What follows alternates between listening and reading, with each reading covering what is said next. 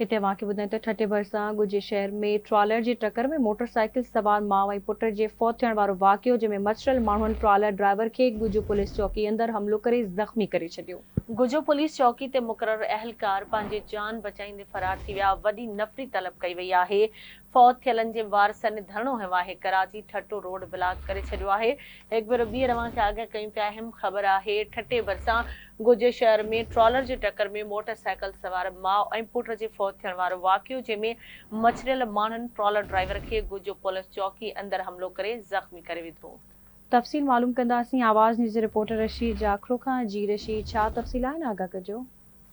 जी, छठे भरिसां गुजे शहर में तेज़ रफ़्तार ते ट्राले जी टक्कर में मोटरसाइकिल सवार माउ पुट जे फौत थियण वारो वाक़िए खां पोइ ट्राले जे ड्राइवर खे गुजो पुलिस चौकी अंदरि मुश्तल माण्हुनि पारां हमलो करे खेसि ज़ख़्मी करे छॾियो आहे। गुजो पुलिस चौकी ते मुक़रर एहलकार पंहिंजी जान बचाईंदे फरार थी विया, जॾहिं त वरी नफ़री तलब कई वई आहे। शहर में ख़ौफ़ हिरास वारो माहौल आहे। फौत थियलनि जे वारसनि जो धरणो लगाए छॾियो आहे, जॾहिं त जीअं सबबु कराची ठटो रोड पिणु ब्लॉक थी वियो आहे। जॾहिं त मछरियल माण्हुनि हादसे जो ट्रॉलर जी शीशा पिणु भञी छॾिया। जी।